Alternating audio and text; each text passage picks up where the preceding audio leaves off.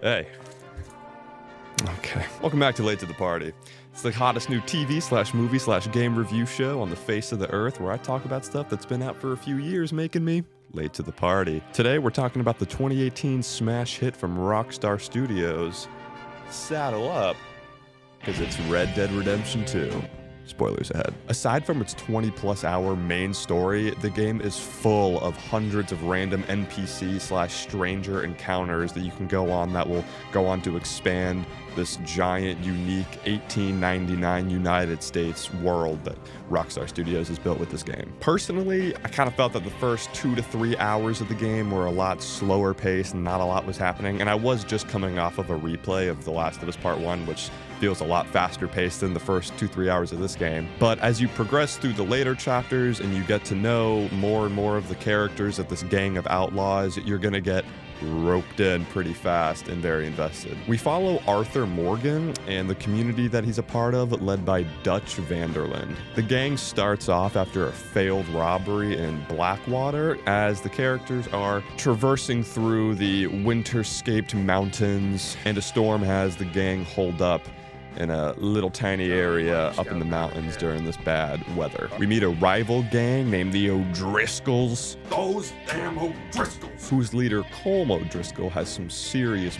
beef with Mr. Dutch. Our favorite crew of outlaws finally gets a little bit of a break from the cold as they head down the mountains into a little town called Valentine. The game definitely starts to pick up more as you start going out on missions, robbing trains, and fighting rival gangs, and as the price on all these outlaws' heads remains, heat and tension starts to rise. The way you progress through the story is very similar to Ghost of Tsushima, where this game it's chapters, in Tsushima it was acts, but there's a set number of chapters, and within those chapters there's all these missions that you can do in whatever order you want, and that kind of allows you to go and traverse this huge map and explore and go on all these random little encounters that you can have, but also going at your own pace with the story. If you want to just kind of fly through everything you can, that's kind of what I was doing through the first few chapters before I started to take my time and enjoy this giant world that they had built. Now, the gangs hold up in Valentine, but they very shortly get ran out after typical cowboy affairs ensue. There's also now a government-led agency called the Pinkertons, and they also have some serious beef with Dutch, and that's just adding to the pile of problems for them. The whole story pretty much just entails this gang going from camp to camp, doing whatever they can to get money as they're trying to get enough money built up so they can just leave this bounty that they all have on them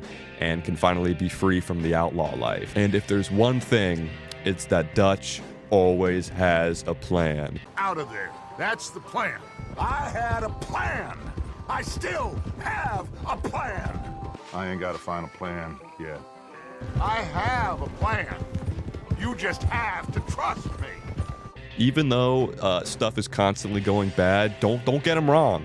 Bro has a plan. Even though he is continuously dragging the gang through these awful situations, sometimes resulting in some sudden and shocking deaths of some of these cool side characters. As we get later into the chapters, there's a bit of a tone shift as a robbery goes very bad in this town called Saint Denis, resulting in some of the bigger deaths of side characters occurring, resulting in the gang having to stow away themselves on a boat, which goes out to sea, later gets wrecked. They wash up on a desert island called Guarma. During the whole bank robbery / Guarma section of the game, I definitely feel as if that's where you see Dutch's turn to becoming more of a villain. Arthur has always followed him closely by his side, but as Dutch starts to do more dark and evil acts, Arthur definitely starts to question his loyalty, as do many other members of the gang. Dutch is unhinged at this point of the story. He fed a dude to an alligator, and he killed this poor old lady living on the island of Guarma. There are even occurrences when John was about to die, Dutch just saw and left. Same thing with Arthur. Now, before I dive into the kind of final chapters and the final arc of this game, I wanted to talk a little bit about the honor system that they have. Now, the honor system is a little meter at the bottom of your screen,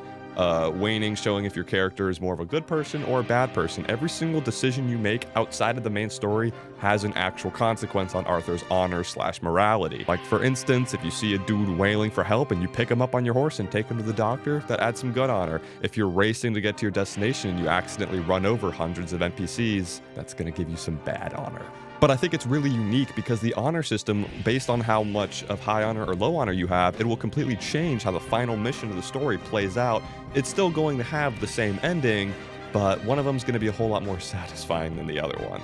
Arthur finally confronts Dutch after finding out that dirtbag Micah was an informant for the government-led agency the Pinkertons, and he was the reason that the bank robbery went so bad. This standoff begins with everyone taking sides. Micah's obviously with Dutch. John Marston stays with Arthur. The standoff is happening, and then they get ran through by Pinkertons, leaving them all to scatter. Arthur and John take to the caves. It should also be noted that at this point, the main character, Arthur Morgan, has been suffering from a terminally ill case of tuberculosis for I'd say maybe about 2 to 4 in-game months at this point, so he's already on his last legs. As you run more and more up this mountain trying to escape the Pinkertons, you're left with a choice to either go back to the camp and retrieve all this money that you guys had stockpiled, or go help John try and escape and get back to his family. I chose to go help John. I wasn't going to go get all that blood money back. Arthur and John eventually split up as they progressed through climbing this mountain and evading through the waves of Pinkertons. Arthur seems to be far away enough from the army of Pinkertons when he gets ran up on by the grimy, slimy, two-faced, horse crap, I wish he broke his back, Micah, and they start fighting. I already knew this going into the game, but I knew that Arthur was going to die at the end of the story. No matter if you had the low honor or the high honor, he was still going to die, but, you know, based on which honor level you had, is going to kind of change how it plays out. Unfortunately, I was not the best man. Rest in peace, a lot of NPCs, resulting in the fate of my Arthur getting shot in the head at the top of this mountain in the pouring rain in the middle of the night. That was the end of this character that I just spent the last 25 hours to. But I blame myself. I felt this sense of remorse and that I should have been a better man after I got that ending. And if you had a higher honor, the ending would have been, he still would have died, but he would have been stabbed, and he would have had this nice moment of getting to look off into the sun as he has his final moments instead of just that. It was very depressing. Here's my reaction from moments after.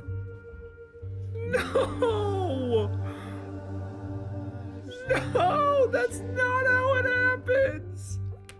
After this, it cuts to black and the game launches you into a 2-part epilogue where you play as John Marston with his family, trying to provide for them and make an honorable man of himself. And you build a house, but you still get to slip out and go do some fun cowboy things. I really enjoyed this whole story, and from start to finish, every time I hopped on, I was a cowboy.